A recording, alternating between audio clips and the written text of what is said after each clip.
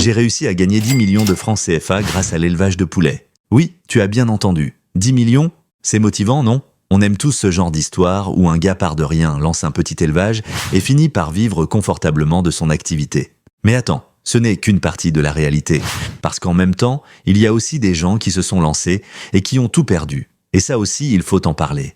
D'ailleurs, regarde bien, il suffit de comparer deux vidéos. Dans la première, tu vois un éleveur souriant, ses poulets bien gras, son carnet de commandes plein, sa ferme qui tourne bien, et dans l'autre, tu vois un gars abattu avec des poulets malades ou morts, en train de dire qu'il a tout investi, pour rien. Tu sais quoi? Il n'y a qu'un pas entre ces deux vidéos. Et ce pas, ce sont souvent des détails, des petits trucs que beaucoup de gens négligent, mais qui peuvent faire toute la différence. Et c'est là que tu te retrouves soit dans la catégorie des éleveurs à succès, soit dans celle de ceux qui vont te dire « l'élevage, ça ne marche pas ». Je vais te donner un exemple très simple. Quand je regarde certaines vidéos de personnes qui ont échoué, je peux te dire à 90%, pour ne pas paraître prétentieux, que leur problème, c'est souvent lié à la gestion des maladies. Ils ne vaccinent pas leurs poussins à temps. Ils donnent des traitements qui ne sont pas adaptés.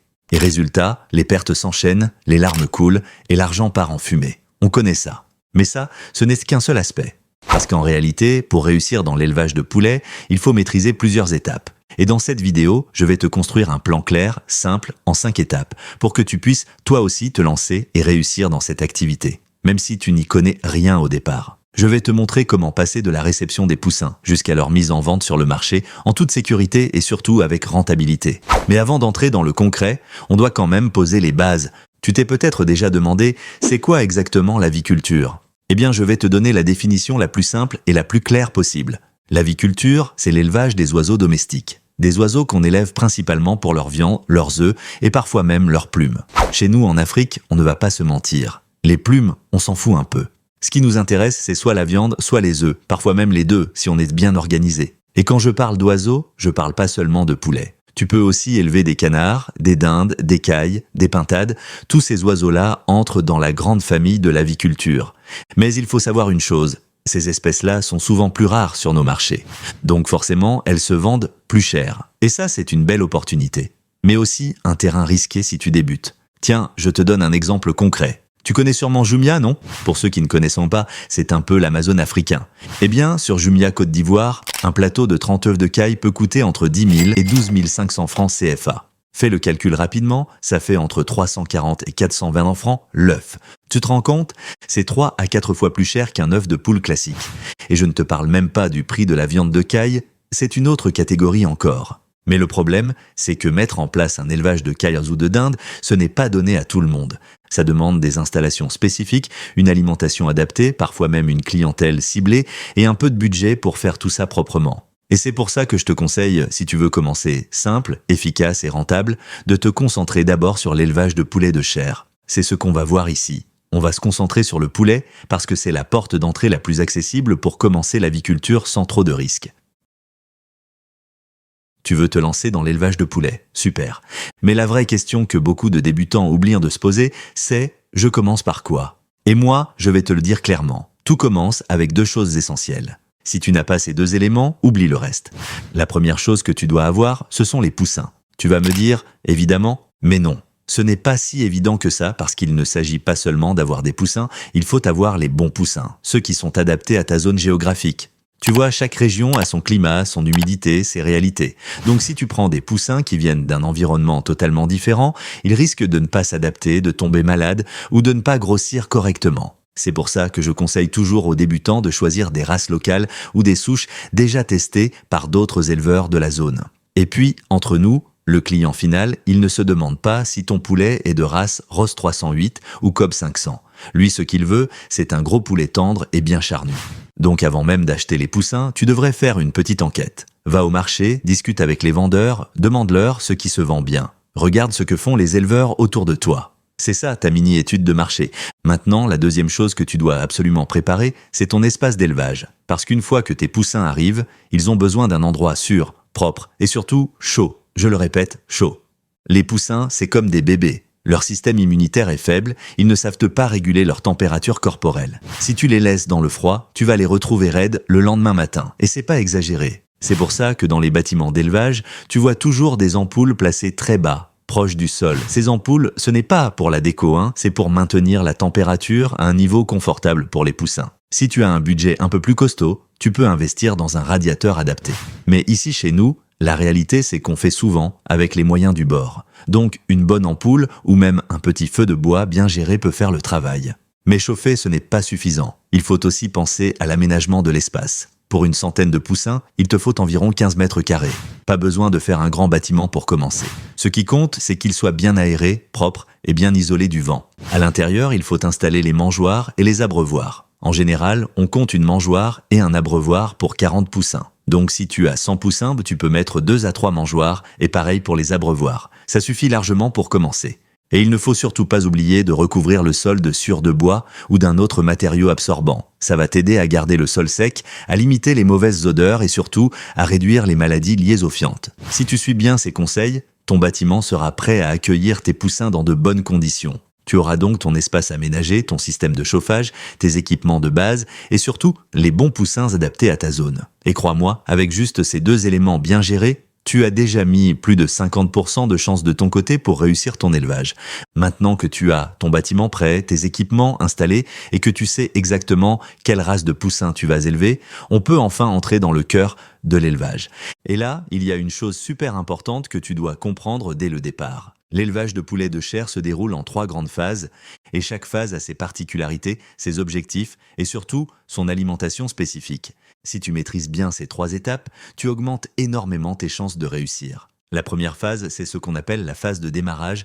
Elle commence dès le premier jour où tes poussins arrivent dans ton bâtiment et elle dure environ 2 semaines. Pendant cette période, le but principal, c'est de renforcer leur système immunitaire, de les aider à survivre et de stimuler une croissance rapide au tout début. Tu dois leur donner une alimentation très riche en protéines parce que c'est ce qui va leur permettre de développer leurs organes, leur ossature et surtout de bien résister aux maladies. C'est aussi pendant cette phase que tu dois faire attention à la température, l'hygiène et les premiers vaccins.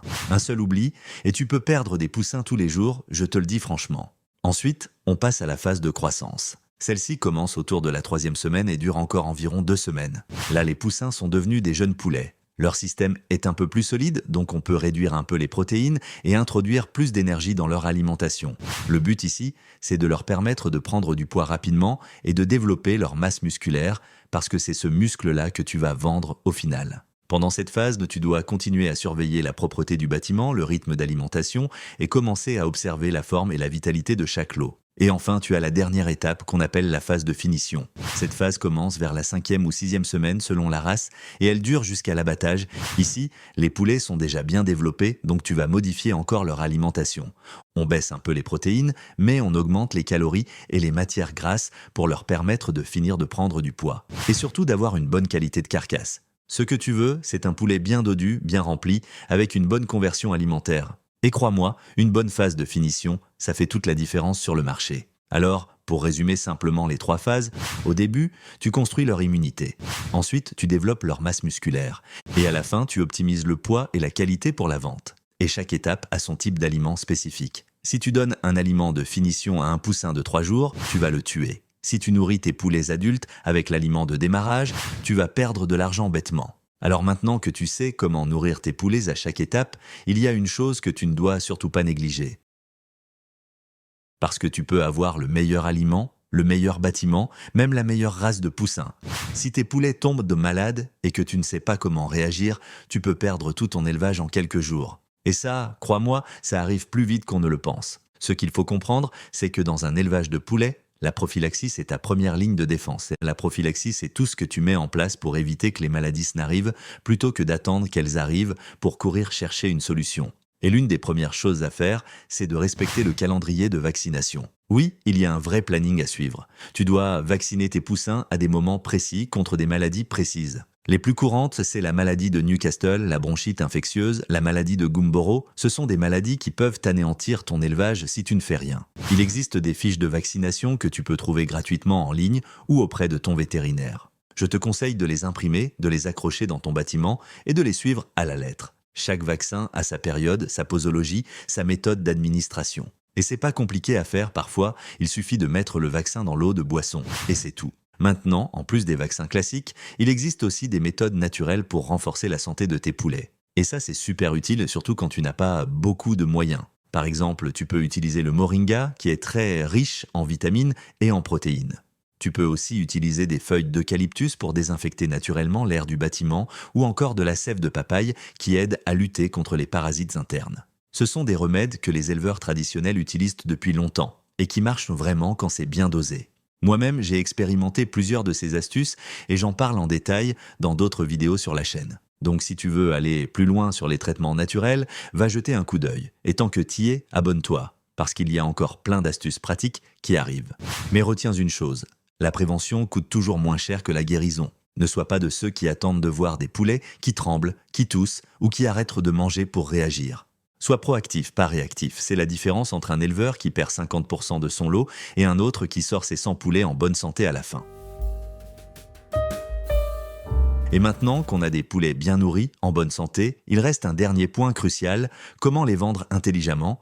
Bon, maintenant, tu as fait tout le travail, tu as bien nourri tes poulets, tu les as gardés en bonne santé, ton élevage est au top. Tes volailles sont prêtes à être abattues ou vendues vivantes. Mais attends, il reste un problème. Un que beaucoup de débutants ne voient pas venir. Comment vendre efficacement tes poulets ? Parce que non, ce n'est pas parce que tu as élevé des poulets que les gens vont courir vers toi pour les acheter. Ce n'est pas magique. Tu dois comprendre un mot très important en business, la concurrence. Tu n'es pas seul. Il y a d'autres éleveurs autour de toi, certains plus expérimentés, d'autres déjà installés depuis longtemps. Donc, la vraie question, c'est pourquoi quelqu'un viendrait acheter chez toi plutôt que chez eux ? Et là, il y a une réponse simple, la valeur ajoutée. La valeur ajoutée, c'est ce petit truc en plus que tu proposes et qui donne envie aux clients de choisir toi au lieu d'un autre. Par exemple, il y a des entreprises comme Volaille d'Or en Côte d'Ivoire qui ont tout misé sur un service super simple mais super efficace, la livraison à domicile. Le client passe sa commande, reste chez lui et on lui livre ses poulets prêts à cuire. D'autres proposent des services de déplumage et de nettoyage ou même des poulets fumés déjà emballés. Et tu sais quoi ? Ces petits services-là, quand ils sont bien faits, ils peuvent transformer un petit élevage en vraie entreprise rentable. Et si tu ne peux pas encore faire tout ça, commence petit, propose des réductions pour les commandes groupées. Vends via WhatsApp, Facebook, Instagram, prends des photos de qualité de tes poulets. Et surtout, construis une bonne relation avec tes premiers clients.